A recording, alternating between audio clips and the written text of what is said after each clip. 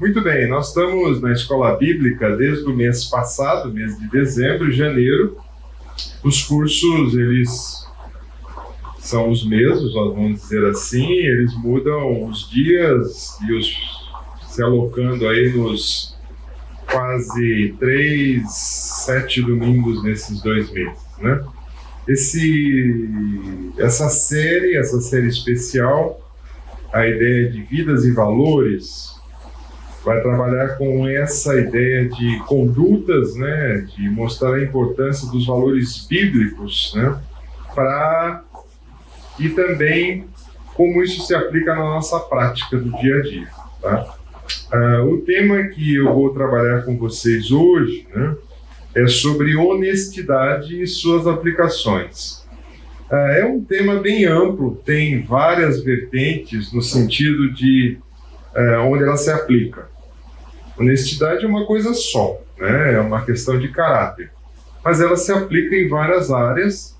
Eu vou tentar aplicar algumas áreas, né? Não dá para a gente falar de todas as áreas, mas de algumas, né?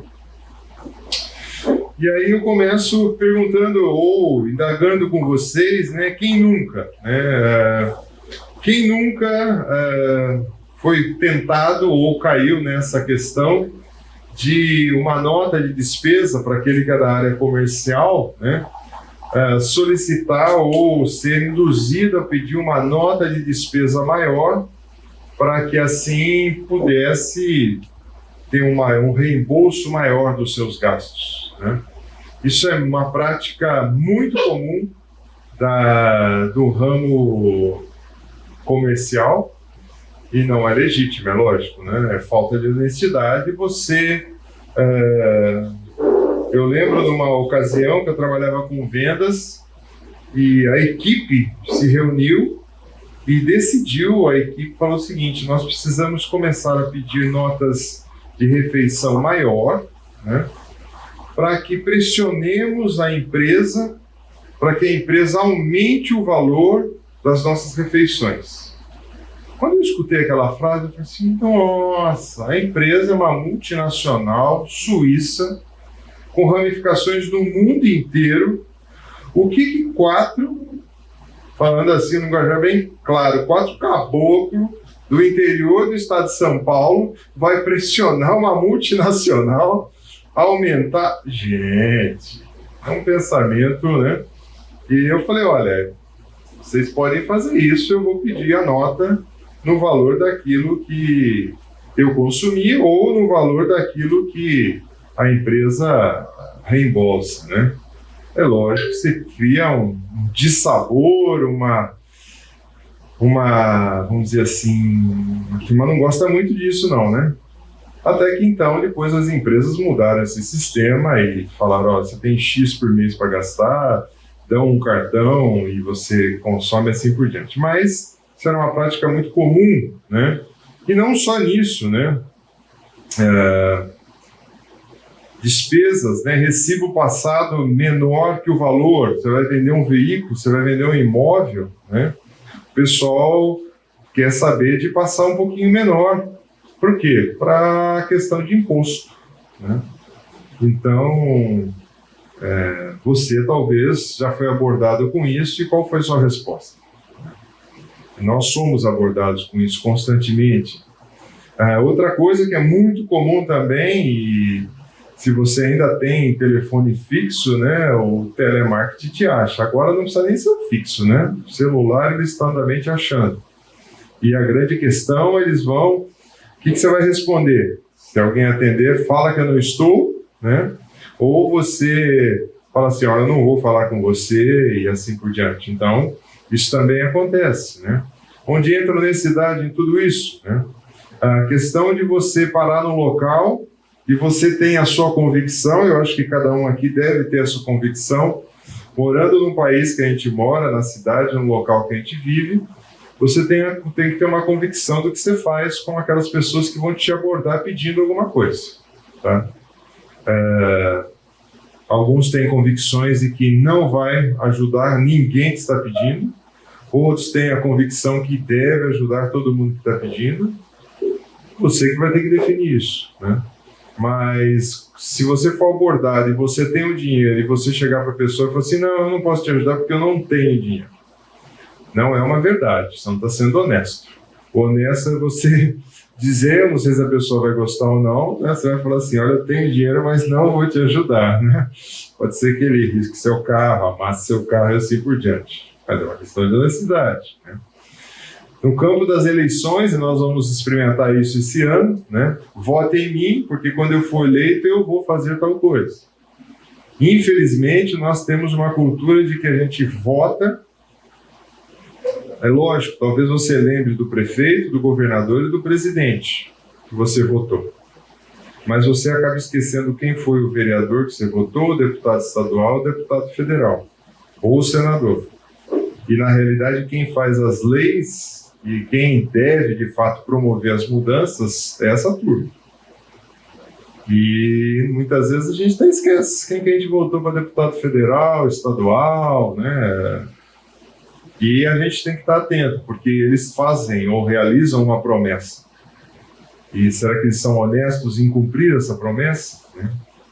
Outra também é no campo da escola, da academia, né? Quem não cola não sai da escola, ou quem, na realidade, muitas vezes não plageia ou não copia um trabalho acadêmico, né? Então, muitas pessoas fazem esse plágio. Hoje existe vários dispositivos, existe até mesmo programas que identificam quando um trabalho é plagiado, ele é colado, né? Então facilita um pouco a vida dos docentes, mas isso também é uma prática comum no nosso meio, né? Uma vez eu estava numa formatura de uma das escolas, aí acho que de um sobrinho, e para tristeza, quem estava falando lá, uma das professoras, usou essa frase, né? Eu falei, nossa, que infelicidade, essa frase não pode ser usada nesse meio, mas vai em frente, né? E também uma prática, infelizmente, que é comum, é as pessoas mentirem no currículo para obter um emprego, né? Mente com relação à língua, mente com relação a cursos, né? E às vezes são checadas, às vezes não são checadas. E, enfim, você talvez já passou por isso, você já experimentou isso, você talvez tenha caído nisso, né? Você tenha resistido a isso. Mas essa é uma questão que todos nós enfrentamos, né? Você lembra de mais alguma aí que você tem na sua mente? Esse último aí pode entrar o imposto de renda, né? Eu acho que pode ter um capítulo a mais, né? Esse ano nós já, daqui a pouco, divulga e você tem que ser honesto no imposto, né? E quantas pessoas não são, né? Ou tentam burlar, ou tentam enganar, né? Assim por diante. Também entra imposto de renda também, né? Você já viu aquelas locais onde você vai fazer compra e fala assim, ó, se você pode pagar em 10 pagamentos, é o mesmo preço que à vista, né? Isso é uma mentira, né? Isso é falta de honestidade, né? Como é que uma coisa, se tem um preço, você pagar lá em 10 vezes, é a mesma coisa que pagar à vista? Tem alguma coisa errada nessa história, né? Então, você tem, né? Por exemplo, a gente que é um país que é muito voltado para o futebol, né? Quanta malandragem, quanta mentira não tem no futebol. O cara reclama que foi falta ou não reclama. Você vê isso constante, né? Infelizmente, nós somos levados a essa cultura da desonestidade, né? Não ser honesto. O que o dicionário diz para... eu baseei grande parte do meu estudo num livro. Esse livro é um livro antigo e você fala assim, nossa, mas a capa tá surrada, hein? Se você procurar também nos sebos, a capa vai ser assim, tá? Esse é o que eu tenho. É um livro antigo, né? E o autor dele diz assim, ser honesto, correto, sem subterfúgios, essas são características estabelecidas por Deus para a vida de todo crente. Mas viver de modo honesto é difícil. E nós normalmente temos padrões para olhar de honestidade, né? E a gente sempre olha aquelas pessoas que estão às vezes à frente. Então a gente mira às vezes um pai mirando um filho mirando um pai talvez olhe para alguma pessoa do seu entorno, quer seja um político, quer seja, enfim. A gente sempre olha alguém que está próximo e tenta traçar as questões de honestidade, né? O dicionário vai dizer também para a gente que possui e demonstra dignidade e se rege por valores morais, éticos elevados. É uma pessoa digna, uma pessoa que tem honra, né? Tem sinceridade, decente, íntegro, probo, reto, né? De serviço, de preços, de comidas, né, corretas e razoáveis, né? Então, algumas pessoas, quando vão comprar algum objeto, né, e, por exemplo, você vai comprar um carro e o cara fala, o carro tem isso, isso, isso, você não, esse carro é honesto, né? Não tem, é isso que ele promete, é isso que ele entrega, né? Então você também, quem se comporta com pudor, recato, casto, puro também entra na definição de ser honesto. Então isso que a gente vê no dicionário sobre honestidade, né? Uma das primeiras questões que eu quero levantar com você é ser honesto. Simplesmente não é dizer eu não roubar, mas também honesto é não mentir. O texto bíblico de João, capítulo 18, verso 37 e 38, então você é rei, disse Pilatos. Pilatos dialogando com o Senhor Jesus. Jesus respondeu, tu dizes que sou rei, de fato, por essa razão nasci e para isso vim ao mundo, para testemunhar da verdade. Entrou nessa conversa uma palavra bem complicada, quer seja para um homem, até onde a gente sabe, ateu, um homem contra as verdades bíblicas e um homem que não fazia muito conta da verdade, né? Para testemunhar a verdade, todos que são da verdade me ouvem. E aí Pilatos, de forma indignado, vai dizer assim, que é a verdade. Então, se a gente pensar hoje, né, hoje seria muito fácil essa definição. Porque hoje, se você chegar para uma pessoa e falar assim, olha, a verdade é você crer em Jesus Cristo, assim, a pessoa vai falar o quê para você? Essa é a verdade para você. Para mim, a verdade é outra coisa. Então, a verdade no nosso mundo hoje, ela ficou relativa. Então, o que é verdade para mim, não é verdade para você. Isso em todas as áreas. Na área da sexualidade é assim, na área dos negócios é assim, na área dos relacionamentos é assim. Então, o que é verdade para você não é verdade para mim. Agora, isso é algo que vem antigo. Nós estamos falando aqui praticamente quase de 2000 anos. Pilatos já tem essa questão, o que é verdade, né? Porque possivelmente Pilatos tinha a verdade dele, mas o Senhor Jesus tem a única verdade que a gente pode crer e acreditar, né? Então, sobre isso, né? Então, o que é a verdade, nós temos que ver que honestidade é não mentir. E isso é difícil, né? Porque a mentira em si, ela destrói a confiança. Então, quando você mente, você que está acostumado a lidar com pessoas, quer seja aconselhamento ou nos relacionamentos, quando há uma mentira, a mentira ela quebra ou destrói a confiança. E ao destruir a confiança, você tem que começar quase do zero. Então, o grande desafio quando você ajuda pessoas é quando alguém quebrou ou mentiu, quebra a confiança, e essa pessoa tem que resgatar de novo essa confiança, né? E a pessoa fala, mas eu não vou fazer mais isso. Mas legal, né? Mas e para provar isso? Leva um bom tempo, né? E também a questão da mentira, muitas vezes a gente categoriza mentiras. A gente coloca cor para mentira, mentirinha branca, não faz mal nenhum. Não, gente, mentira é mentira, né? Ou muitas vezes a gente minimiza, não, mas é uma pequena mentira. Não existe pequena e grande mentira. Mentira é mentira. Começa de fato pequena. A Bíblia nos exorta claramente sobre mentira, antes de eu falar da calúnia. Colossenses 3,9 diz, não mintais uns aos outros, visto que vocês já foram despidos dos velhos homens com suas práticas. Então isso era uma prática comum nossa, mentira. Agora mudou. Efésios 4:25 diz: portanto, cada um de vocês deve abandonar a mentira e falar a verdade ao seu próximo, pois somos membros do mesmo corpo. Então, a verdade é que tem que imperar. Muitas vezes é difícil, é duro, machuca, mas a verdade que a gente quer ouvir, tá? A outra questão também de ser honesto também tem a ver com caluniar. Caluniar é uma forma maliciosa de mentira, tá? É definida como a enunciação de falsas acusações, embuste que difamam, arruinam a reputação de outra pessoa. Então, quando você faz uma calúnia, você está dizendo algo sobre aquela pessoa, que você está difamando aquela pessoa. O texto de Salmos diz assim: farei calar ao que difama, o próximo às ocultas. Então, de forma oculta, aquela pessoa está difamando alguém, né?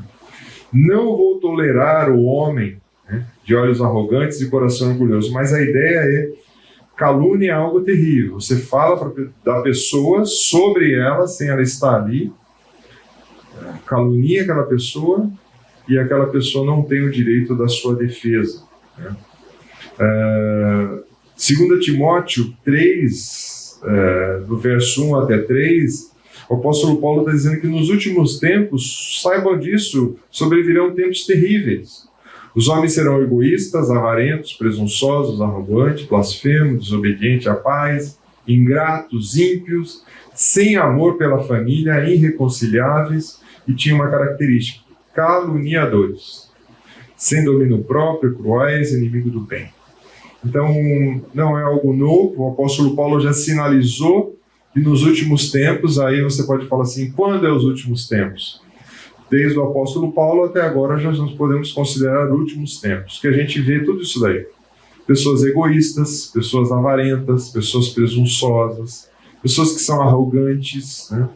E também pessoas que caluniam. Então, ser honesto é você não caluniar. Então, se você tem algo para falar para a pessoa, é que normalmente o caluniador ele vai falar pelas costas, né? Ele nunca vai chamar a pessoa e falar assim: eu tenho algo para te dizer sobre você, ou sobre algo que você fez, que você fala, né?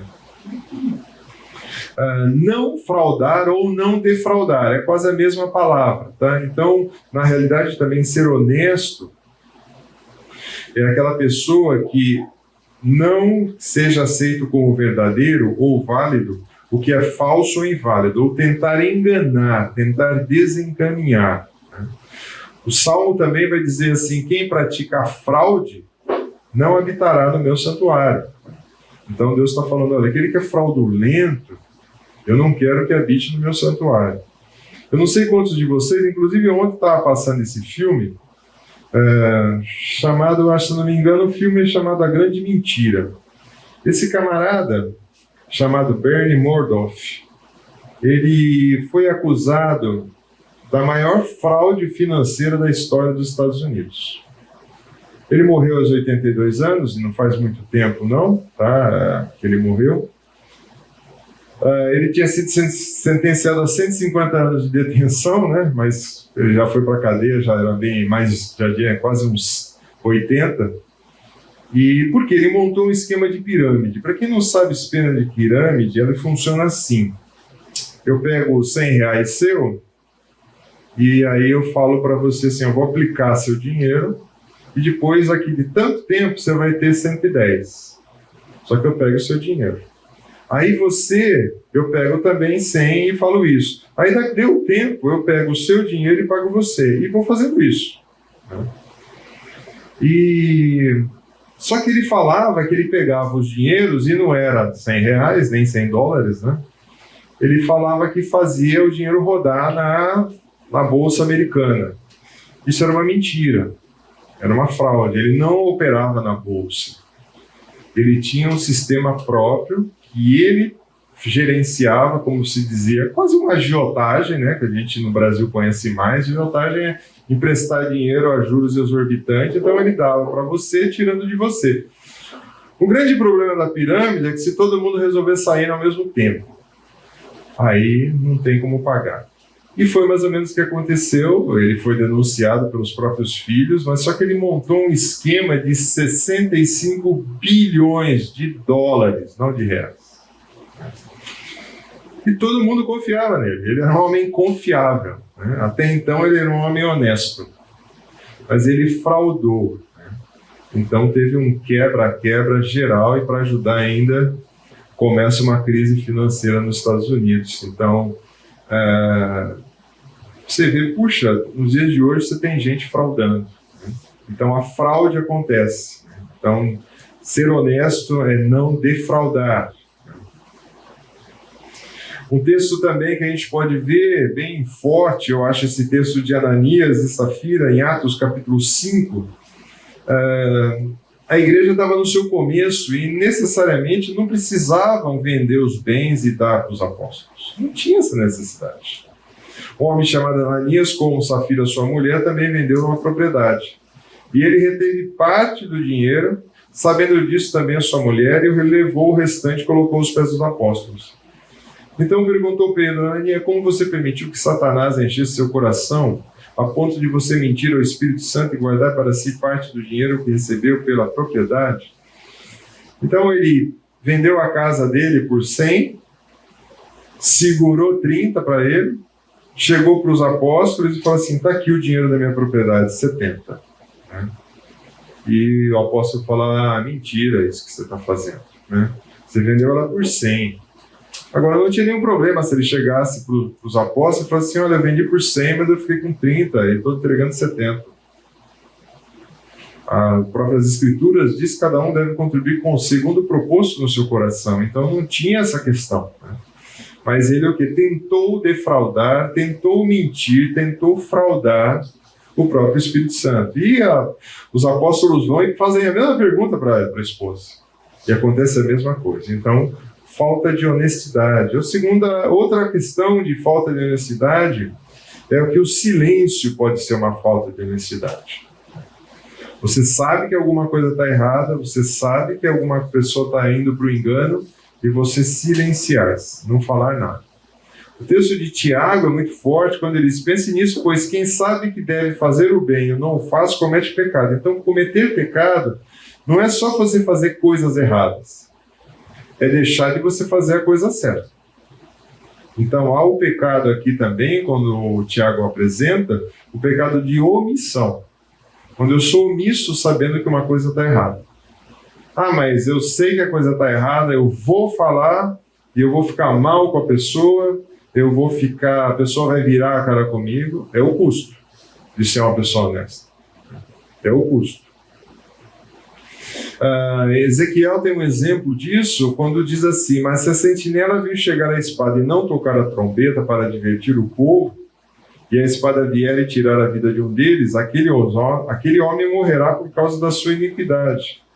Mas considerei a sentinela responsável pela morte daquele homem. Ou seja, uma questão de batalha. A sentinela viu o inimigo chegar. Se ele não toca a trombeta, ele é culpado pela morte que ocorreu. Ou seja, ele se silenciou frente àquela coisa. Mas o texto continua: mas se ele tocar a trombeta e não acontecer nada aqui dentro, ele não será responsável pelo sangue que foi derramado. Então, muitas vezes, as nossas atitudes de silêncio mostram um bocado de desonestidade da nossa parte, né? Ou falta de honestidade, né? Muito bem, por que nós cedemos muitas vezes à mentira, à calúnia, à fraude e ao se calar, ao silêncio, né? Quais são, o que você imagina aí, por que será que a gente faz isso?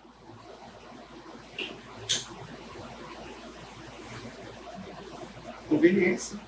Conveniência, o que mais? Levar vantagem em alguma coisa. Levar vantagem, também. Medo das consequências. Medo. Orgulho. Não se expor, né? Não se expor. São questões, né? Levantei algumas, e a primeira que eu destaco é que a gente muitas vezes esquece dessa questão. A nossa natureza pecadora e corrupta. Nós somos salvos pela graça do Senhor Jesus, o Espírito Santo de Deus habita em nós, mas nós esquecemos que nós temos uma natureza pecadora e corrupta. Então a gente peca, mesmo salvo. O texto vai dizer: Ele vos deu vida, de Efésios 2, estando vós mortos em vossos delitos e pecados, nos quais andávamos outrora, segundo o curso desse mundo, segundo o príncipe da potestade do ar, o Espírito também atua nos filhos da desobediência, entre os quais também todos nós andávamos outrora, seguindo a inclinação da nossa carne, fazendo a vontade da carne e os pensamentos, e éramos, por natureza, filhos da ira como os demais. Tá? Mas continua o texto. O texto continua dizendo, segundo a inclinação da carne, mas Deus, sendo rico em misericórdia, com seu grande amor, com que nos amou, estando vós mortos em delitos, nos deu vida juntamente em Cristo, e pela graça sois salvos, juntamente com Ele. Mas há uma natureza, né? Mesmo nós sermos salvos em Cristo Jesus, o texto de Gálatas vai dizer muito dessa batalha que existe entre a nossa natureza e o Espírito Santo de Deus na nossa vida. Infelizmente, essa é uma realidade que nós vamos levar. Você é salvo? É salvo. Mas essa batalha vai existir. Tá? Então, nós temos uma natureza. E quando nós, baseado no texto de Gálatas de novo, se nós não alimentarmos o nosso espírito com coisas saudáveis, o que vai acontecer? Nós vamos dar vazão à nossa carne. E a nossa carne vai falar mais alto. Então, por isso, nós precisamos fazer morrer os pensamentos ou as ideias da nossa carne. Há um adversário também, a gente muitas vezes esquece e negligencia, tá? A nossa natureza pecadora, e há um adversário. Então, o texto também de Efésios nos deu vida, morte, delitos e pecado, o qual nós, segundo o príncipe da potestade do ar, os filhos o espírito que habita. Então, há uma regência maligna, sem dúvida, no mundo, que existe e que quer nos inclinar a nos afastar do Senhor, mesmo salvos. Para quem não é salvo, ele tenta cegar os entendimentos para que chegue à salvação. Mas para os salvos, ele quer desviar a gente do caminho. Então, talvez, às vezes a gente fala assim, mas o diabo tem vermelho, com chifre, com olho, com garra. Não, se ele viesse assim, a gente fugiria dele. A aparência, muitas vezes, é uma coisa sutil, uma coisa, não, se você fizer tal coisa, você vai ter bastante vantagem, né? E, por fim, existe um adversário. E, além disso, também existe a pressão do meio. Em determinadas faixas etárias, nós temos uma pressão do meio. Tá? O meio pressiona você a ser igual. Ele nos deu vida estando mortos em delitos e pecados, os quais andava outrora segundo o curso desse mundo. Então, há o meio pressionando você. Tá? Então, há o meio pressionando. Um autor ele diz a seguinte frase: desta estranha raça de pessoas, acertadamente descrita como seres humanos, que passam suas vidas fazendo coisas que detestam, para ganhar o dinheiro que não querem, para comprar coisas que não precisam, para impressionar pessoas que os odeiam. Então, esses somos nós. Né? Nós muitas vezes passamos a vida inteira sob influência de outras pessoas. E as pessoas nos influenciando para levar por caminhos que não devem. Quem nos influencia? Muitas vezes superiores têm essa influência na questão de trabalho. Professores muitas vezes exercem essa influência. Né? Colegas de turma exercem essa influência. Vizinhos, parentes, pai, cônjuges. Né? E hoje nós temos os influenciadores digitais. Tá? E eu estive fazendo uma pesquisa sobre os influenciadores digitais, né? Você acredite ou não, em 2021, a maior influenciadora digital que nós tivemos foi a Anitta, com 56,2 milhões de seguidores. Depois aquele comediante Whindersson Nunes, 54. Marcelo aqui é o jogador de futebol. Tata Werneck é aquela outra comediante que em 10 palavras que ela fala, 11 é palavrão e promiscuidade. Bruna Marquezine, Gustavo Lima, que é cantor, essa outra Larissa Manoela e a Maísa Silva. Olha os influenciadores. Agora você fala, mas eu não sigo ele. Tudo bem, mas 56 milhões de brasileiros seguem. E dão ouvidos. Então o mercado, quem é da área do marketing sabe disso. Se eu jogar alguma coisa na mão dessas pessoas aqui para vender, vende. Porque na realidade, qual que é a ideia? Que eles influenciam. Então quando novelas tinham o seu auge, hoje novelas já não tem mais o seu auge, né? Os merchans eram feitos dentro das novelas, então muitas vezes aquela artista aparecia com tal óculos, com tal colar, com a venda daquele produto disparava. Então, o que é isso? Uma pressão do meio. Então, quando se lança uma música, venda, na realidade, por trás de tudo isso, a única visão é dinheiro, né? É dinheiro que está rodando.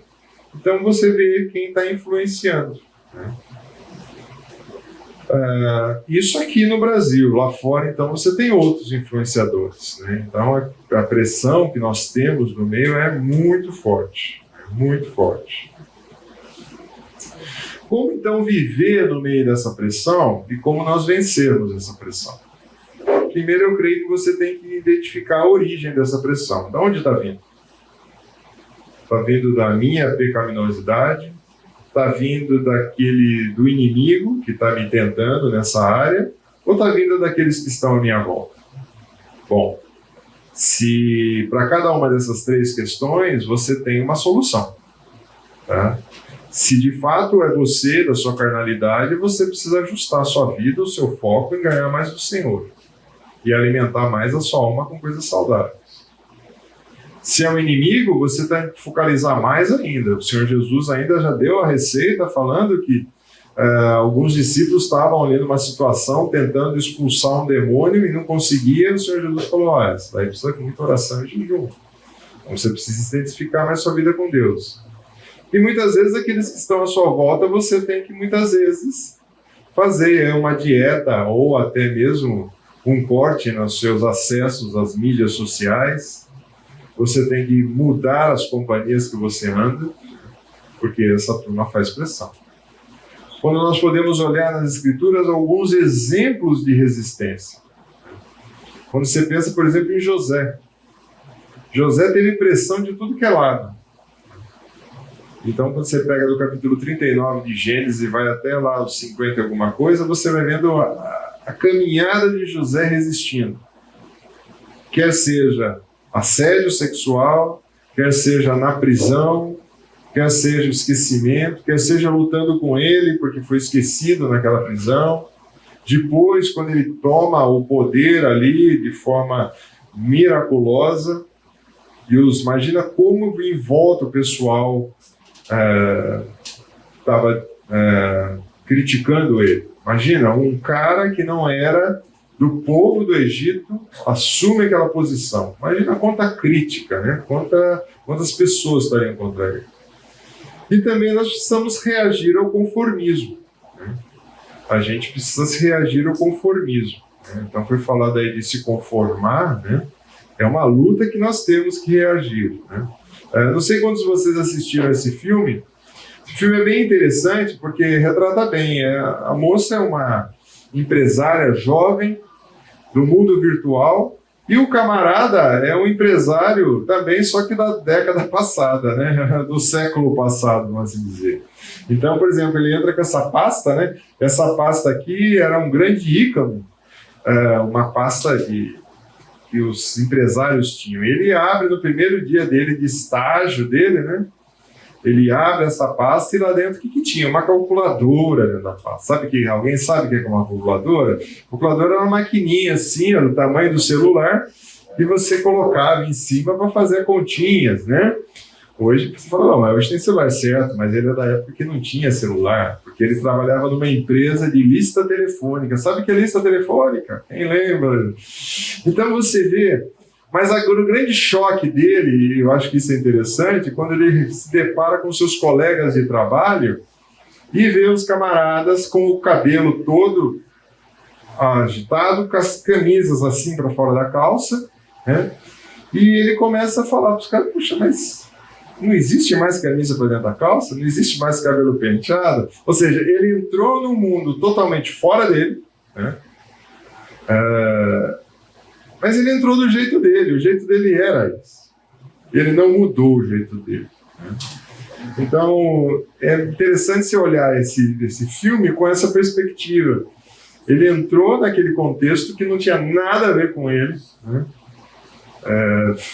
Vendia lista telefônica, ou produzia lista telefônica, entrando numa empresa de e-commerce, nada a ver com ele, e você vê que ele reage bem, né? E é lógico, a sátira é bem interessante. Mas como nós vamos lidar com isso? Biblicamente, o Senhor Jesus já te falou, através de Paulo e Pedro, dizendo: não vos conformeis, ou não tome a forma desse século. Isso falou lá no primeiro século. Você imagina agora, então. Então, muitas vezes, a moda te dita como você tem que se vestir, como você tem que andar, o que você tem que fazer.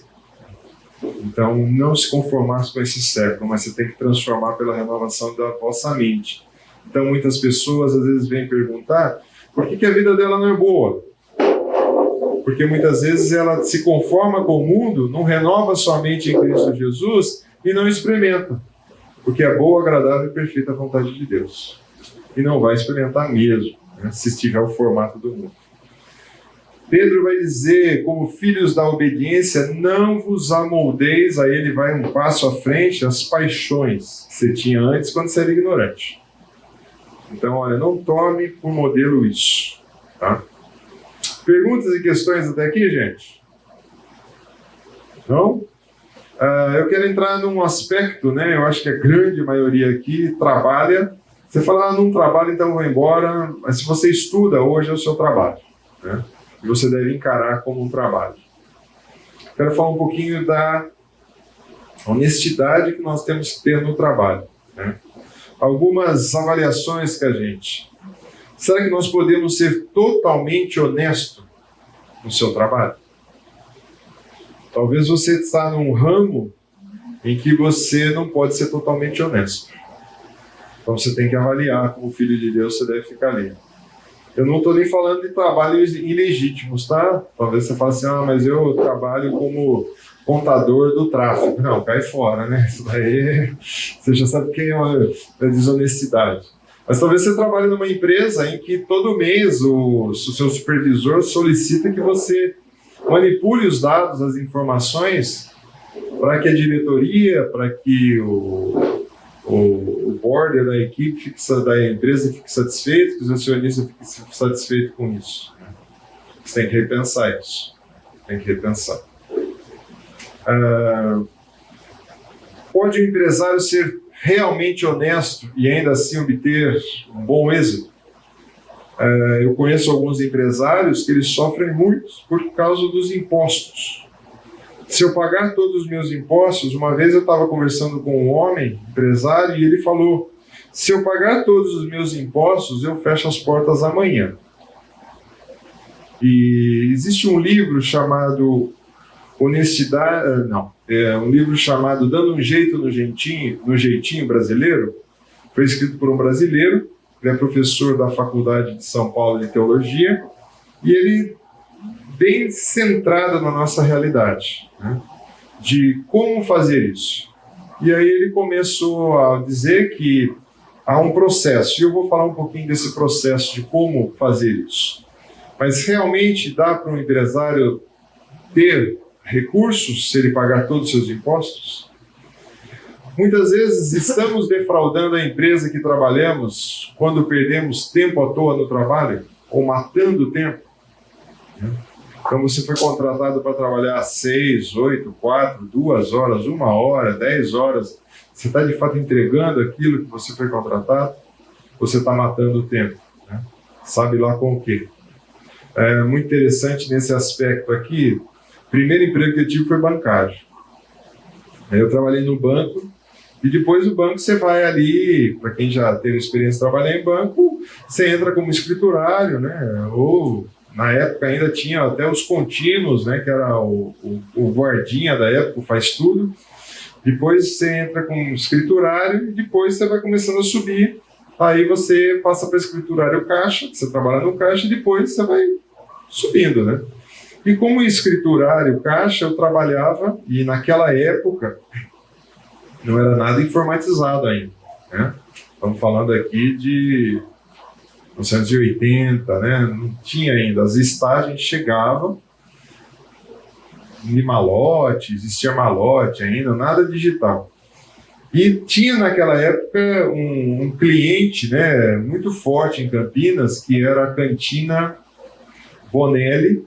Tanto ela tinha 2 unidades, fazia pizza lenha, que era uma novidade, e naquela época não existia, pouquíssimas pessoas, ou raríssimas, tinham cartão de crédito.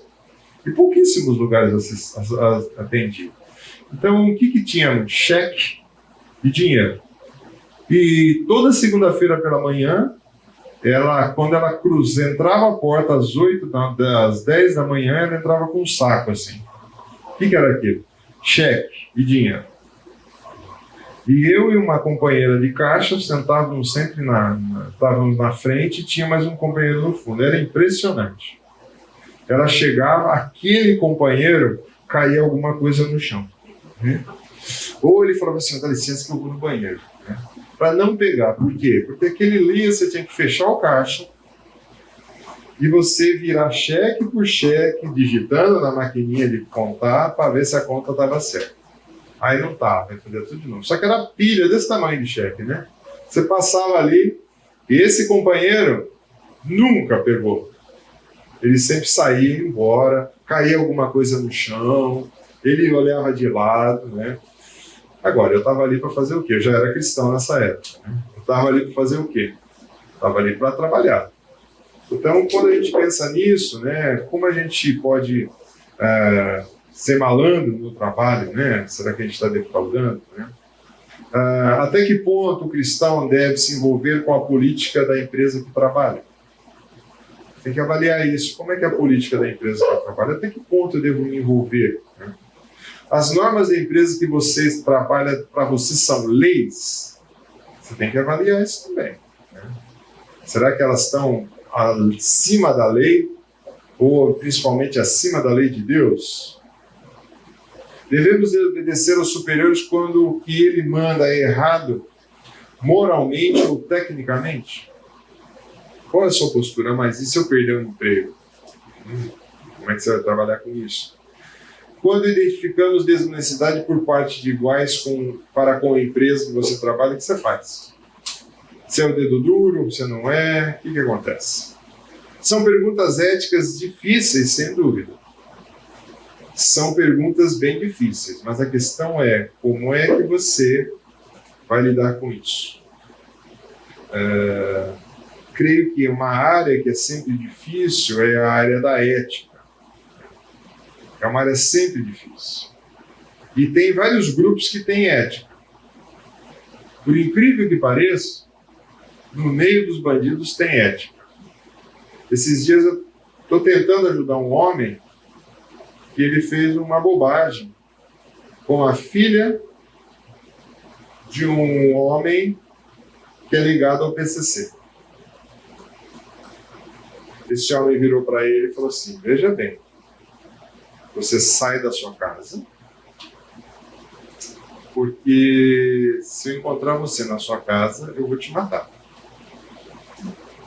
Rapidamente ele foi da delegacia. Chegou pro delegado e falou, delegado, eu fui ameaçado assim, o delegado falou assim, eu sei, eu não posso fazer nada porque eu também tenho medo deles. Disse, olha, qual que é a ética? E aí foi interessante porque ele achou que esse homem ia dar parte dele para a polícia. Ele falou, não, eu não vou te dar parte da polícia. Eu te dei no local que eu acredito que funciona. Porque nós temos uma ética. Então, ética existe em todo lugar, né? Então, nós temos ética em vários cantos aí. Então, quando a gente pensa em ética, né, quais são os grupos, né? Por exemplo, para o governo, a ética deveria ser a lei. O filósofo deveria ser o conceito. Para o religioso, a moralidade. E para Deus, é a obediência à sua palavra. Isso tem que ser a nossa ética. A primeira questão, olhando para Deus, é pensando nesse verso. Esse verso é bem impactante. Está em Deuteronômio, fala sobre um peso justo. Não tenha na bolsa 2 padrões para o mesmo peso, um maior e outro menor. Não tenha em casa 2 padrões para as mesmas medidas, um maior e outro menor. Tenha pesos e medidas exatos e honestos para que você viva muito tempo na terra que o Senhor, seu Deus, lhe dá. Pois o Senhor, o seu Deus, detesta quem faz essas coisas, que negocia desonestamente. Toda comercialização no Oriente Médio Antigo era baseada em pesos e medidas. Então você tinha uma balança. Para aqueles mais antigos, hoje ainda tem a balança digital, mas para os mais antigos, quando você ia na feira, sua mãe mandava você buscar lá, vai buscar lá 1 quilo de tomate. Cara, as balanças mais antigas e as balanças que não são digitais, ela tem um contrapeso. Então, se você já viu aquele desenho, aquela balança estilizada, né, que a balança, ela tem a sua base, né, e aí depois ela vai aqui, né, e aí ela tem aqui, desce uma basezinha aqui e aqui. E isso daqui é mão. Então, o que a pessoa faz? A pessoa pega, coloca lá a quantidade, sei lá, de tomate, né, aqui, e aqui ela coloca o peso equivalente a 1 quilo.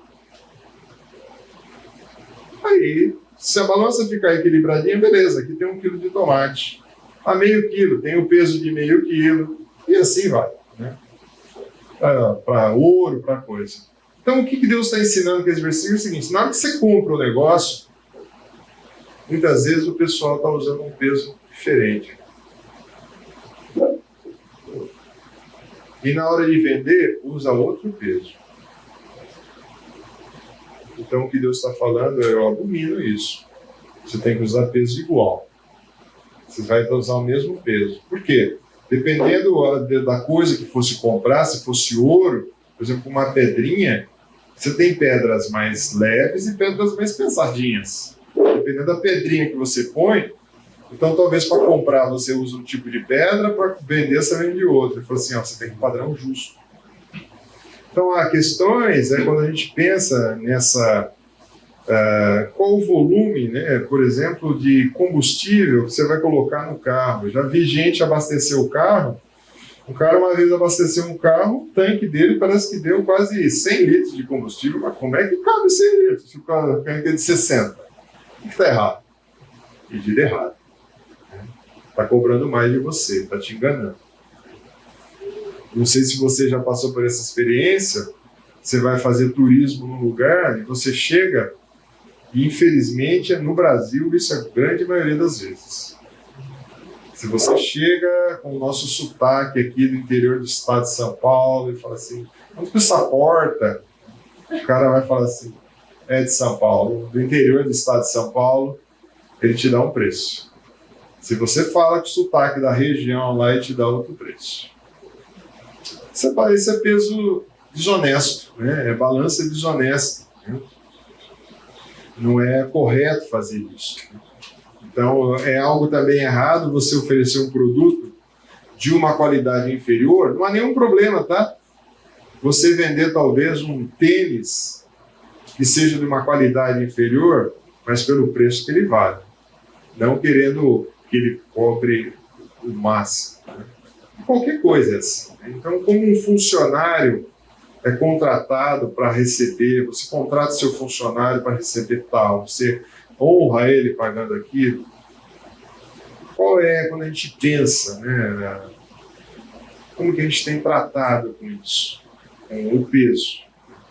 Como que a gente olha? Então você vê alguns produtos e você vê produtos, porque tem produtos, por exemplo, você vai ver um liquidificador. Por que tem produtos, liquidificador custa 100 até ventilador custar 1.000. Talvez a tecnologia, talvez o preço, talvez a multinacional que está fazendo, mas é honesto tudo isso, concorda? Porque você olha e fala, esse aqui está pedindo 100, mas eu já tive ele vai durar 3 vitaminas que eu vou fazer, né? Mas ele está sendo honesto com o que ele está oferecendo. O problema é se esse que vale 100 puser o preço de 1.000, aí é um problema. Então, na hora de fazer isso, tem que ser honesto. E quando a gente pensa no verso bíblico, né? Não servindo à vista como agradar a homens, né? Nós não servimos para agradar ninguém. Nós temos que fazer como servo de Cristo. Então nós temos que fazer como cabe, né? O funcionário tem que estar servindo ao Senhor primeiro e depois ao seu patrão. Então, se você trabalha numa empresa que tem práticas desonestas, bom, nós vivemos numa época em que você pode escolher o emprego que você quer trabalhar, concorda? Você pode escolher. Às vezes é difícil, mas você pode escolher. Você fala assim, não quero esse ramo. Esse ramo aqui não dá certo. Prefiro ir para outro ramo. Prefiro ir para outra profissão para que eu possa trabalhar com honestidade. Tá? Oi. E também nessa questão de emprego, essa de mudança, é que você vende a sua mão de obra, né? Você pode escolher por causa disso, né? Se você é capacitado para aquilo, você vai vender a mão de obra para aquela empresa. O que acontece com as pessoas é que elas ficam reclamando do emprego, só quanto que vale a sua mão de obra? Se você está sendo pago por isso, você se conforma com isso, porque sua mão de obra é barata. Então a pessoa acaba não mudando e fica conformista, não só reclamando. Hoje a gente vive numa outra proporção, né? No Novo Testamento é tudo escravo, né? Não tinha muito o que chorar, né? Escravo era propriedade, mas hoje não, você pode escolher. Eu quero ser funcionário público. Faz um concurso, presta concurso, entra lá e presta serviço. Não, eu quero trabalhar para iniciativa privada. Não, eu quero montar o meu negócio. Você pode escolher tudo isso. Então acho que você tem essas opções. Mas lembrando do conceito, o preço é justo. Honestidade total, né? É muito interessante porque quando meu sogro ainda era vivo e às vezes a gente estava assistindo propaganda política e aí um político falava assim, do slogan dele, né? Eu prometo diminuir a corrupção. Ele olhava e falava assim, o cara quer diminuir?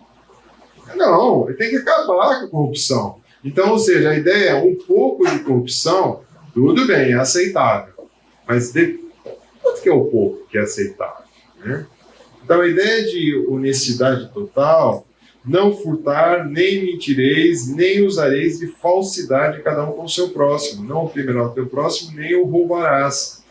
A paga do jornaleiro, ou daquele que prestava um serviço diário, não ficará contigo até amanhã. Então, você vê, desde o Velho Testamento, o camarada contratava um serviço, e às vezes a pessoa mais humilde, precisando daquele recurso, o cara fala assim, passa amanhã que eu te pago. No Novo Testamento também tem vários textos. Não, a ideia é, você fez o serviço, você recebe. Há questões também quando nós pensamos em comprar um veículo, né? Você vai comprar um veículo, rapaz, o vendedor vai te vender, ele faz tudo. É o melhor do mundo, aquele lá, né? Tem que ser honesto. Eu conheço um empresário aqui do nosso meio, é muito interessante. Eu falo, cara, eu acho que você perde muito negócio. Ele falou assim, eu perco bastante. Às vezes a pessoa vai para ele e fala assim, eu queria colocar tal coisa assim, assim. Ele fala assim, vou ser bem sincero para você. Eu tenho esse produto. Não, você não deve colocar esse produto. Você vai colocar na sua casa, vai ficar bonito? Vai. Mas não justifica. A casa que você mora é assim, assim, assim, o produto é assim, assim, assim, você vai gastar dinheiro. Eu podia ganhar dinheiro em cima de você, mas eu não quero fazer isso. E ele perde o negócio. E é interessante que depois as pessoas o procuram para outros produtos, por causa da honestidade dele. Então aquele negócio ele perdeu. Mas ele tem a pessoa que está o tempo todo o ajudando. Né?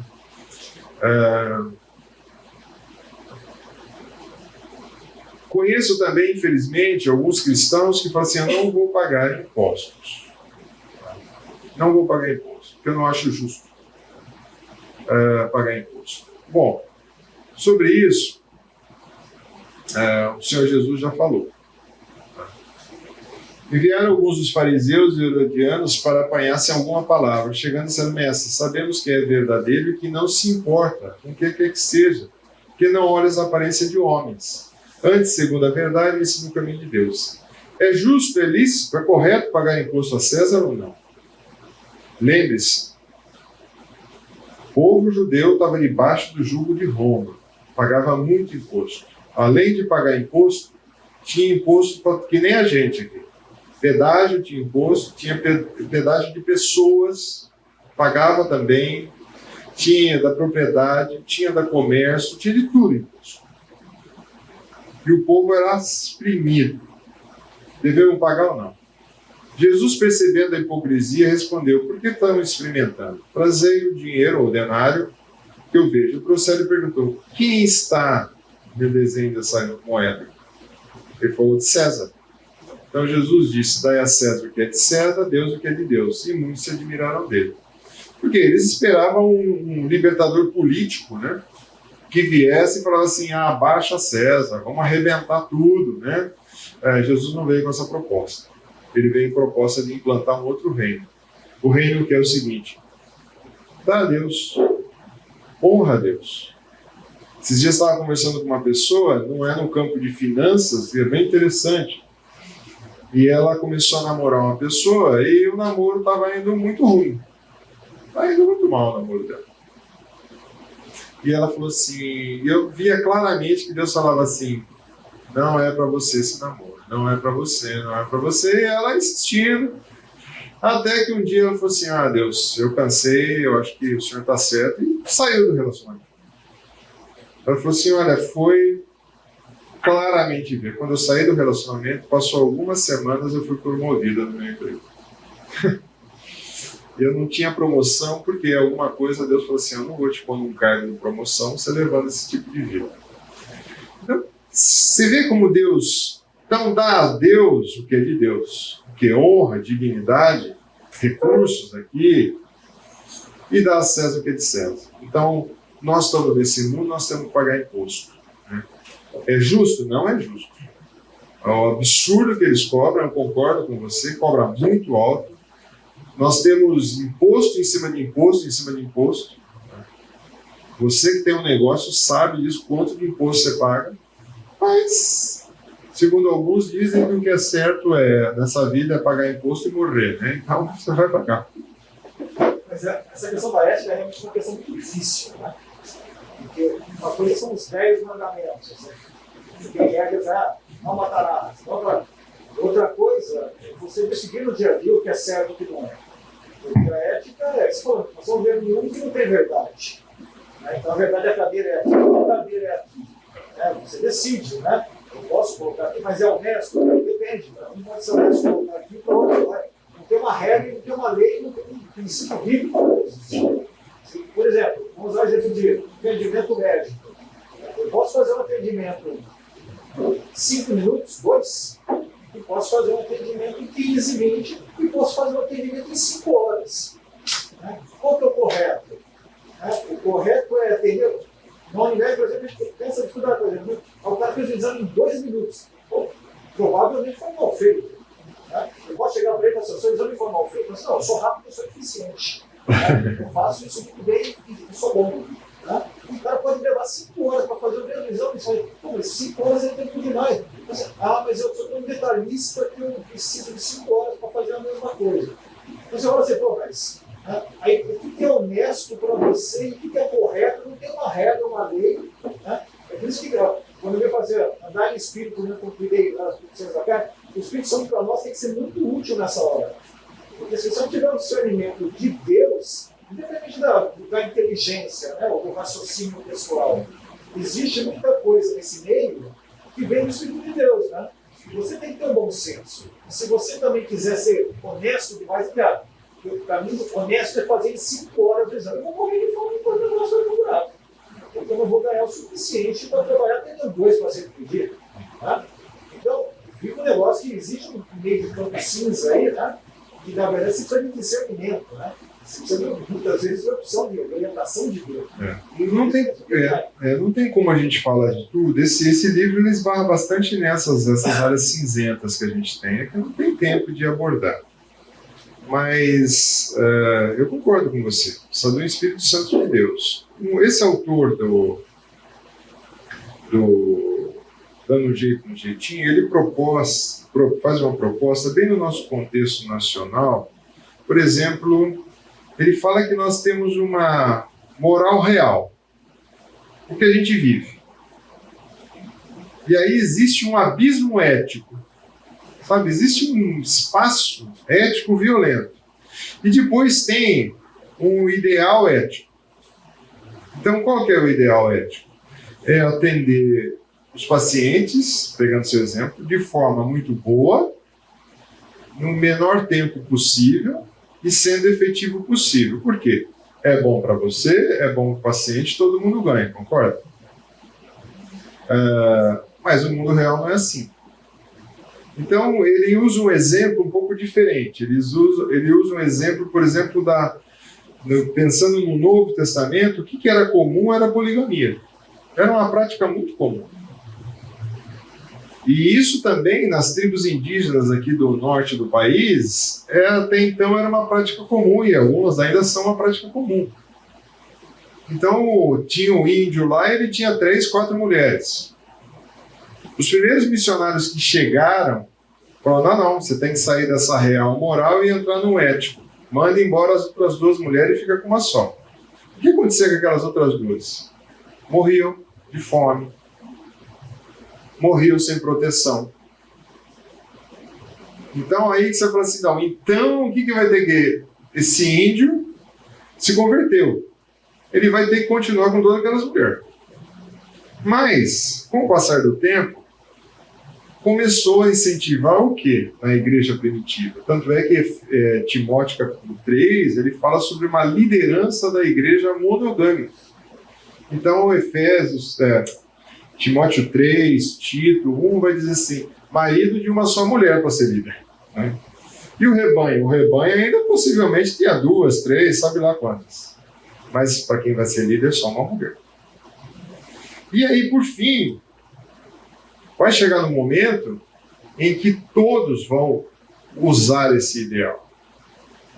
Isso é o ideal ético.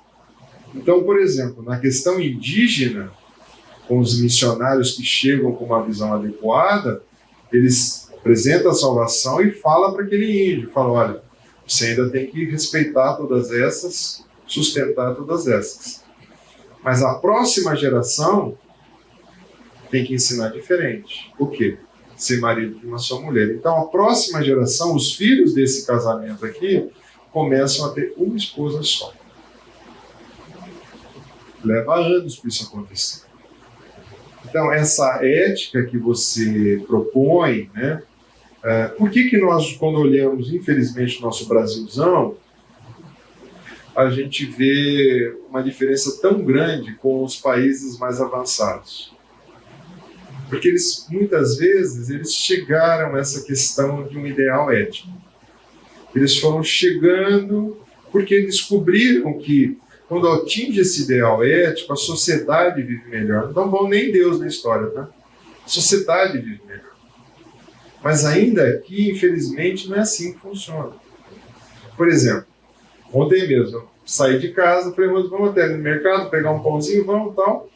E você sabe qual que é a lei? Sem entrar em estabelecimento, de máscara, não é a lei? Aí eu entro lá, tem 3 camaradas sem máscaras, mas todos os 3 bêbados. Eu falei assim, eu não vou fazer isso. Eu não vou chegar para ele e falar assim, meu amigo, coloca a máscara no meio do mercado. Né? Quem tinha que ter feito isso lá na entrada? O porteiro tinha que ter. Agora, quem tinha que ter feito isso antes? A consciência ética dele.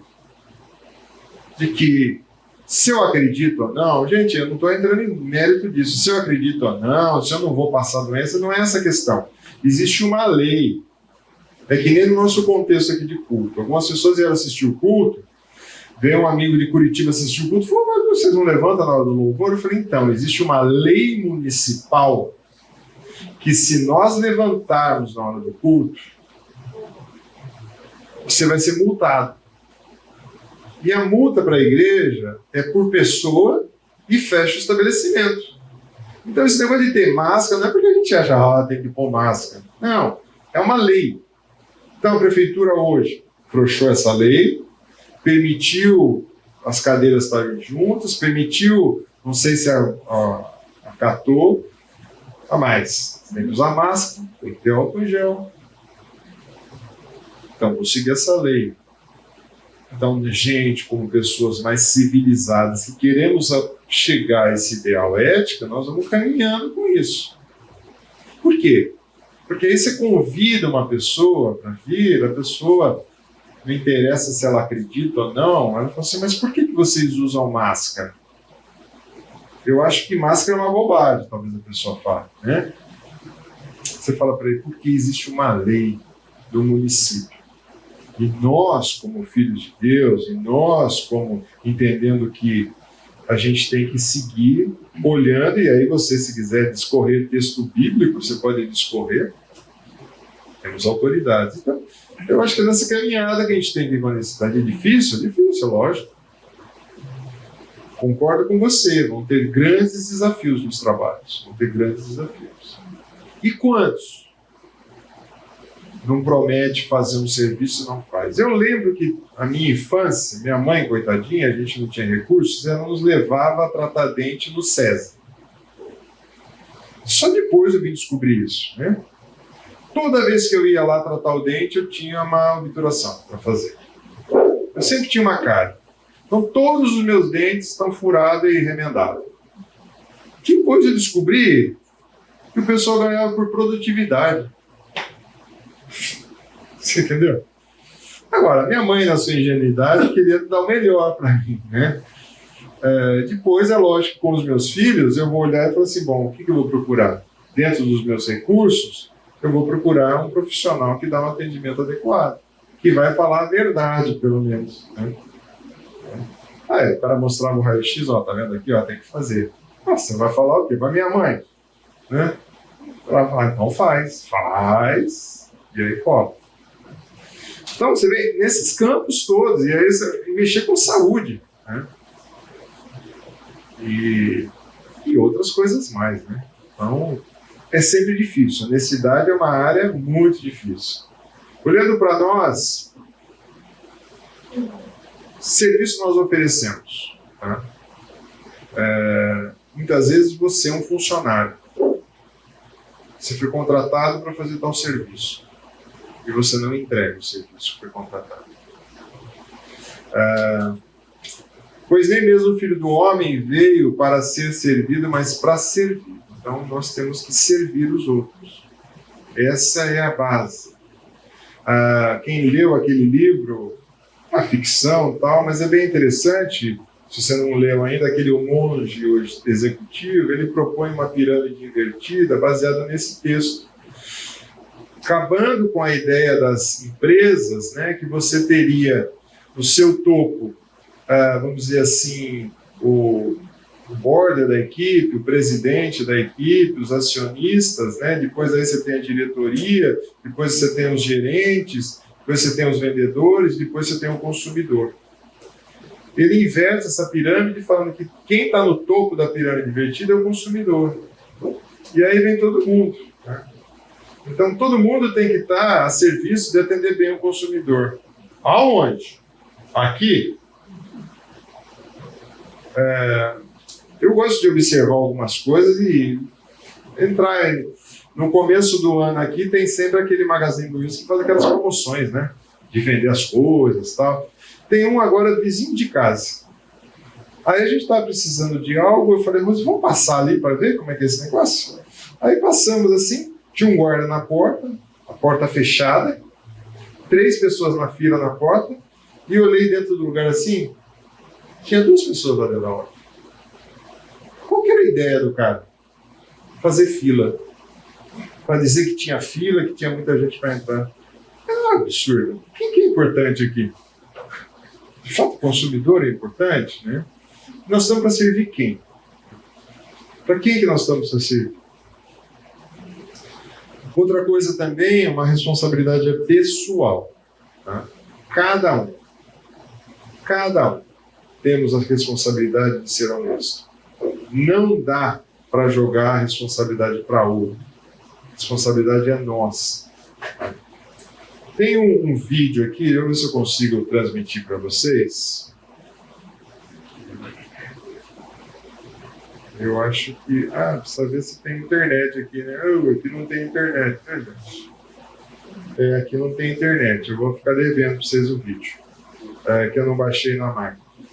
Esse vídeo é de um... Não sei se vocês assistiram aquele filme Corajosos. É um filme cristão, onde passa várias situações de vários homens, várias histórias. E tem uma das histórias que é um funcionário de uma tecelagem. Ele está trabalhando lá na tecelagem, o chefe manda chamá-lo. Chega para ele e fala assim: fulano, eu quero te oferecer uma promoção. E ele tinha ficado muito tempo desempregado. Eu quero te oferecer uma promoção. Ele fica todo feliz. E aí fala assim: a promoção é o seguinte: amanhã vai chegar um carregamento com 10 caixas de uns produtos. E eu quero que no relatório você coloque 9. Ele falou: então o senhor quer que vai chegar 10, o senhor quer que eu coloque 9? Ele falou: isso mesmo. Então vai para casa e pensa se você quer a promoção. Ele foi para casa, conversou com a esposa deu uma pressão nele, né? Falou: pô, que isso? Estamos desempregados, nunca tivemos tão bem, aceita essa promoção, tal. Só que ele tinha que mentir. Ele volta para o chefe e fala assim: olha, eu voltei aqui, eu quero dizer para o senhor que eu não vou fazer isso. Não está certo eu mentir no relatório. Aí o chefe falou: senhor tem certeza disso? Tenho. Parabéns, então você está contratado. Agora, isso pode acontecer assim, mas pode acontecer o oposto também. Parabéns, você está demitido, porque nós precisamos de gente. Eu tinha um supervisor que ele falava assim: bacana você, né? Você só quer ir nas boas, nas ruins você não quer, né? Ou seja, você quer só ir nas coisas boas. Quando vem as podres, na época eu não respondia nada para ele, mas hoje eu responderia, né? Eu falei assim: não, se as podres, meu amigo, vai ofender a ética no comercial, que já ofende, né? Esse supervisor era assim: na época, a gente tinha que fazer vendas em distribuidoras de medicamentos, né? Não era direto no laboratório. E na época eu trabalhava com produto hipogloss. O hipogloss vendia que nem água. Então, para ele cumprir a meta, o que ele fazia? Ele chegava para um cliente e falava assim: olha, eu vou te mandar 20 mil unidades de hipogloss. O cara falou: você está maluco? Não. Depois você devolve tudo. E aí o cara ficava, aí depois ele encebava o cara, enrolava o cara acabava distribuindo a hipogloss e tal.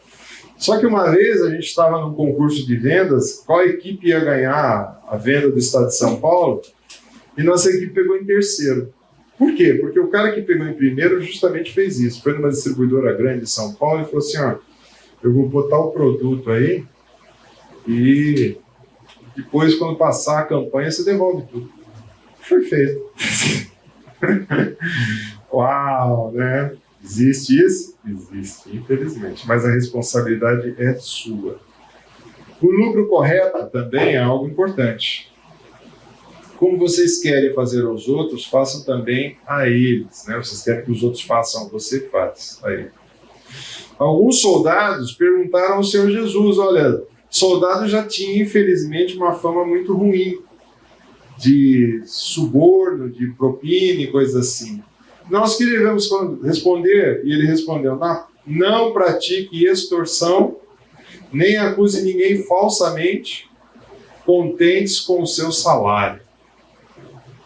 Então, muitas vezes a gente quer um lucro absurdo das coisas. Quer ficar rico rapidamente, se você é um empresário. E tem empresas que são assim.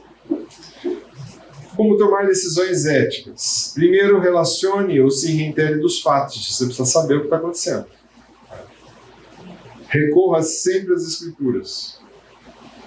Então, acho que olhando aí o exemplo que o Aniel disse, né, isso pode valer para um médico, pode valer para um advogado, pode valer para... Você tem que estipular quantos minutos mais ou menos eu vou atender uma pessoa. É difícil porque na sua área tem gente que você olha os exames e fala, tá, beleza, cara, né, tal, como é que tá a vida, como é que tá a família, que time você torce, tal, né? Mas tem casos, talvez, que são mais difíceis. Mas, em média, você tem que ter estabelecido quanto tempo eu vou atender.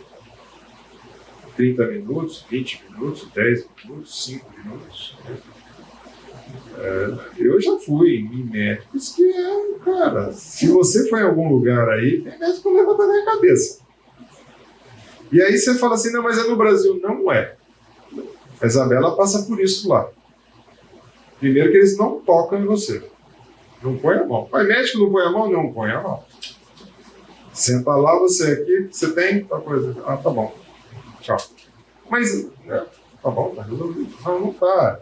Lá a solução é uma só. Paracetamol. Toma paracetamol, paracetamol, paracetamol. Eu tô com isso, paracetamol, paracetamol, só isso. E vai embora pra casa. Então, recorra à Escritura, examine sua vida pessoal, né? Às vezes é você que está com umas questões, né? Às vezes a pessoa vai falar para você, mas você que está levantando sua picuinha, você que está... Não, você precisa olhar e avaliar. É isso mesmo. Conheça os padrões éticos da sua profissão. Toda profissão tem sua ética. Agora, se essa ética destoa da palavra de Deus, cai fora. Não dá para entrar. Ouça também a consciência. Aí é que entra aquilo que o Aniel falou. Porque a consciência da gente fala. Tá? Só que se a nossa consciência estiver suja, estiver comprometida, você não vai escutar nada. A consciência nada mais é que aquela luzinha que você tem no painel do carro. A luzinha acende por algum motivo. Não adianta você pegar uma fita isolante e pôr ali na luzinha. Você não para de ver. Parou de ver. Mas o problema continua. Então a consciência ela faz isso. E a nossa consciência ela é limpa através da leitura da palavra, da oração, da confissão e deixando o Espírito Santo falar.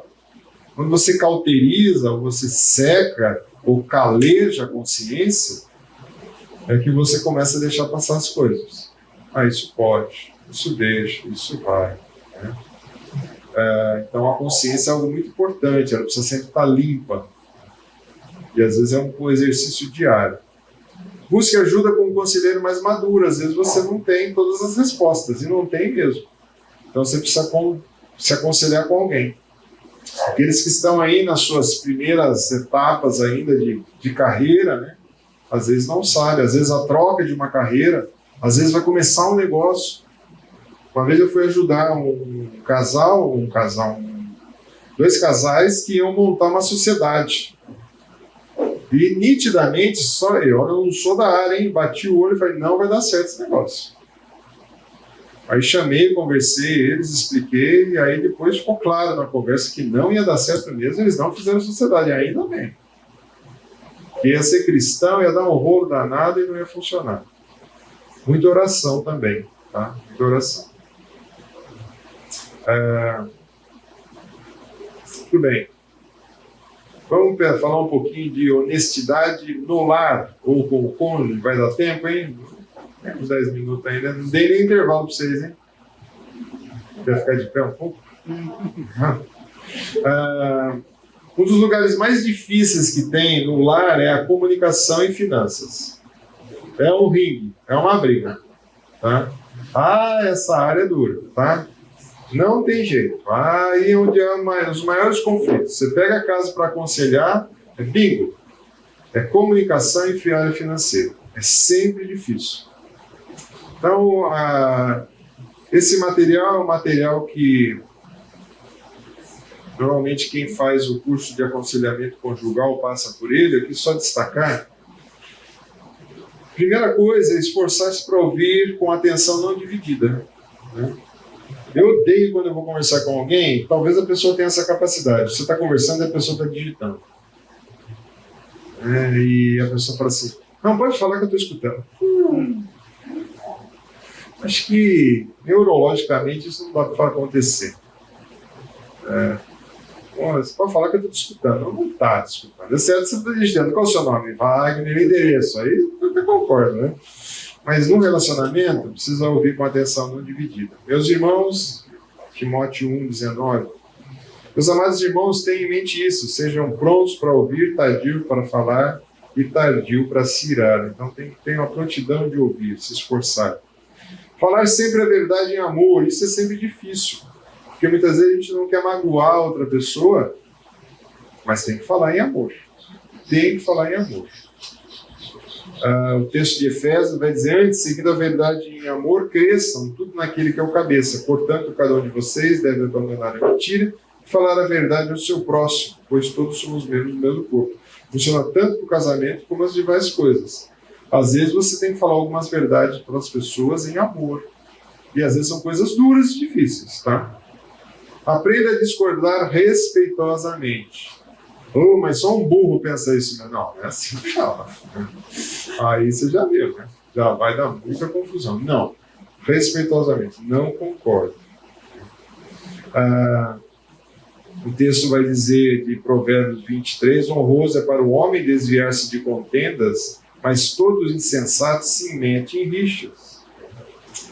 O 17:14 vai dizer assim: como abrir-se-á de uma represa, assim é o começo da contenda. Desiste, pois antes que haja rixas. Ou seja, a ideia de uma comporta, a gente está vendo aí nesses dias de tanta chuva, né? Começou uma rixa complicada. Não use o silêncio como arma de manipulação, porque é desonestidade. Lembra que nós falamos? Às vezes as pessoas se silenciam para não conversar. Quando estiver errado, admita e confesse. Precisa abandonar e confessar. E quando alguém lhe pedir perdão, perdoe. Aqui é um problema muito sério. Nós temos uma visão muito equivocada de perdão. A gente tem a visão de que perdão eu tenho que sentir alguma coisa. Se você for sentir alguma coisa para perdoar, você não vai perdoar nunca. Perdão não tem nada a ver com sentimento. Perdão tem que ver com ação. Perdão é atitude. Seja em vós o mesmo sentimento que houve em Cristo Jesus. Ali a palavra correta não é sentimento, mas atitude, que ele nos perdoou. Nós merecíamos? Não. Ele sentiu alguma coisa para nos perdoar? Não. Ele perdoou única e exclusivamente por ação, por amor.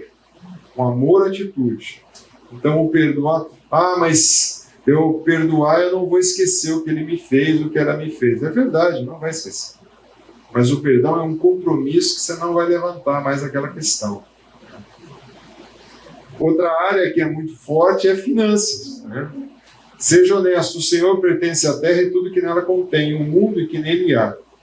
Então, se você acha, né, marido e esposa, que o dinheiro é seu, é dele, você está equivocado. O dinheiro é de Deus, ele empresta para você, por um período. Tá? Ele empresta por um período. Tem uma aula sobre mordomias, você pode assistir nesse curso mesmo, mas nós somos todos mordomos. Né? Então, o carro que você tem, a casa que você tem, os negócios que você gerencia não são seus. Os filhos não são seus, a esposa não é sua, o marido não é seu. É tudo do Senhor, está emprestado para você. Está emprestado. E Deus quer saber como é que você gerencia essas coisas. Deus é quem supre. Muitas vezes a pessoa fala, mas como é que eu vou viver? Como é que eu vou fazer? Depende. Quem é que supre? É o marido, é a esposa? É o salário dele? É a empresa A, B, C? Se for isso, você está equivocado. Quem supre é o Senhor. Quem supre é o Senhor. O texto aqui de Mateus 6, que fala de não andeis ansioso por coisa alguma, mas buscar primeiro o reino de Deus. O suprimento vem do Senhor. Deus é quem capacita também. Né? Então, muitas vezes, eu vou ler esse versículo, eu gosto muito, não digas, pois no teu coração, a minha força, o meu poder, o meu braço, me adquiriram essa riqueza. Antes, te lembras do Senhor teu Deus, porque é Ele que te dá força para adquirir riqueza, para confirmar a sua aliança sob julgamento, prometeu aos teus pais que hoje se vê. Quando você diz, eu consegui isso, eu consegui aquilo, né? Nabucodonosor fez essa besteira, né? Saiu do palácio, olha que grande palácio construí, né? Não, Deus é que te capacita para fazer e para ganhar o dinheiro que você tem ou o dinheiro que você não tem também, né? Dinheiro não deve ocupar, né? Ou não deve ocupar o lugar de Deus, esposa e filho. Dinheiro é simplesmente um meio que Deus te empresta. Não deve ocupar esses lugares. Honesto também nas suas contribuições. Isso é algo muito marcante para o povo de Deus. O povo de Deus, dizem, né, que a última coisa a se converter do crente é a carteira dele, né? O coração, a alma, a mente, mas o bolso ele não oferta de jeito nenhum. A questão é muito simples. Se você não ofertar, Deus fala, tá bom, administra o seu dinheiro então. Então é uma questão de, eu confio no Senhor o suficiente para ofertar ao Senhor e eu tenho convicção que Ele vai me suprir. Então é uma questão de decisão também. Dá tempo de entrar em um outro tópico, honestidade com os filhos? Tá, né? Honestidade com os filhos, ações honestas, tá? Que nós precisamos ter com filhos, né? Primeira das coisas, tá? Quem lembra do incidente aí do pai, do motoqueiro, motoboy e o filho que teve no Taquaral? Já esqueceram?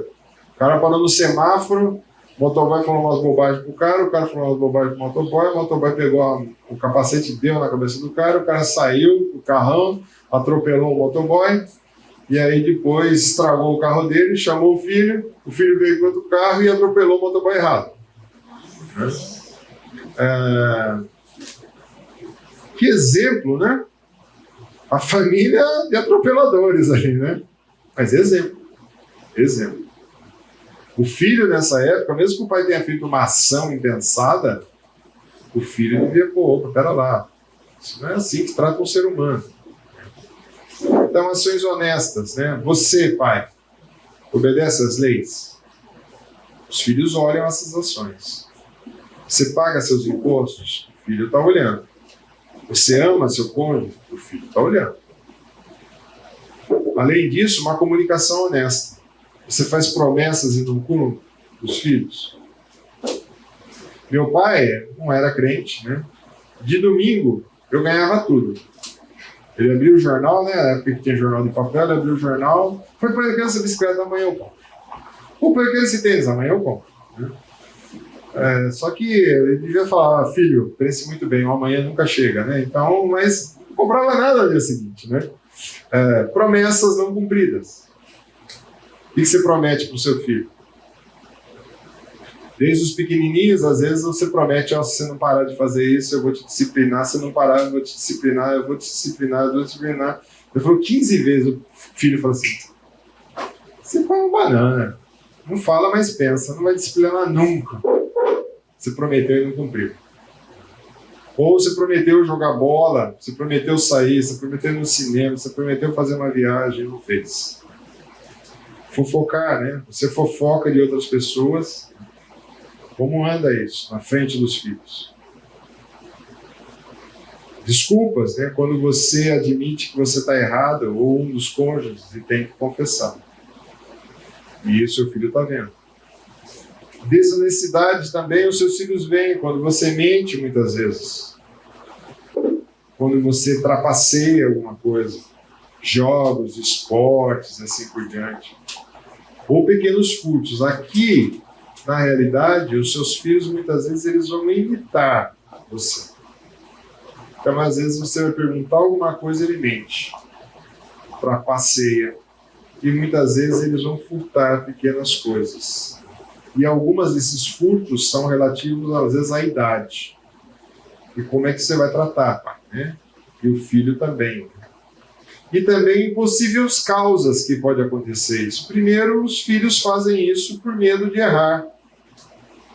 Às vezes tem tanto medo de errar que às vezes mente. Às vezes engana. Às vezes também falta de ser educado.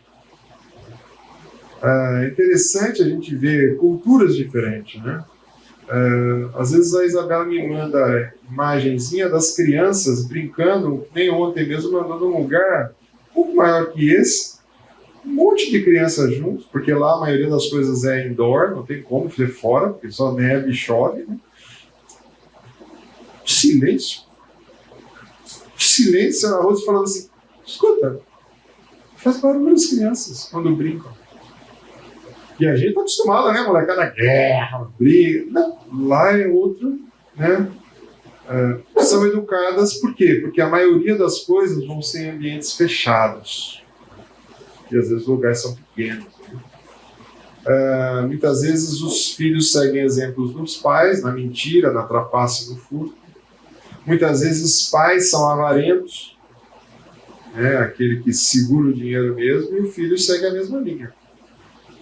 E também os filhos fazem muitas vezes essas questões por falta de Cristo, não conhece a Cristo. Como se desenvolve a honestidade do seu filho? Tá? Primeiro, conduza seu filho a Jesus, se ele não conhece ainda. Ensine princípios bíblicos. Toda oportunidade é oportunidade para ensinar princípios bíblicos. Seja você, se é um pai, exemplar. Se você vai ser o futuro pai, seja exemplar. Aplique disciplina bíblica consistente, não por capricho. Não porque você está envergonhado, você aplicou a disciplina, mas aplique disciplina com o objetivo dele ser uma pessoa transformada. E recompense e incentive. Muitas vezes a gente dá tanta atenção para o filho que dá trabalho e esquece de reconhecer aquele filho que faz as coisas certas. Aí o que fez as coisas certas, ele falou assim, bom, acho que dá mais certo dar trabalho, porque eu tenho mais atenção do meu pai, né? Então tem que saber esse equilíbrio. O texto de Tiago diz, sejam praticantes da palavra e não somente ouvintes enganando a si mesmos. Eu termino com esse verso dizendo que questão de honestidade, a gente precisa praticar a palavra. Então, muitas vezes nós vamos ser pegos de surpresas em algumas questões. E às vezes a gente vai derrapar e ser desonesto, e mentir e enganar. Volte depois e peça perdão. Às vezes um chefe, um superior, um professor, um colega de turma te pega de surpresa, você não estava preparado, você fez a bobagem. Aí você volta para Deus e fala assim, eu pequei contra o Senhor, contra essa situação aqui.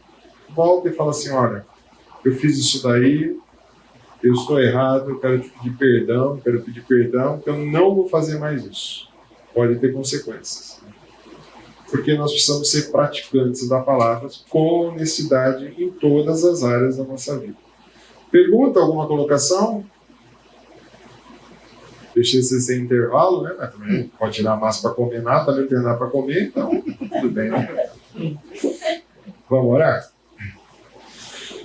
Pai, louvamos Tua graça, Tua bondade, Seu cuidado sobre as nossas vidas. São áreas de grandes desafios que temos, ó Deus, na área de ética, na área de honestidade, na área dos nossos comportamentos. Mas tudo isso, Senhor, começa dentro do nosso coração. Começa com um coração submisso a Ti, começa com um coração transformado por Ti, começa com um coração querendo e desejando ser orientado pelo Seu Santo Espírito. Somos pecadores, pecamos, erramos, mas queremos, Pai, diante de Ti acertar. Assim, transforma o nosso viver a cada dia, transforma, Senhor, as nossas limitações, que tenhamos uma vida que venha ser testemunha para aqueles que estão de fora, que possam olhar e tenham o desejo de conhecer a Ti, o nosso único e suficiente Salvador. Assim te agradecemos, te agradeço por cada irmão aqui, e que nesse dia, nessa semana, possamos agir com honestidade e sermos dignos do Senhor. Em Cristo Jesus que nós oramos. Amém.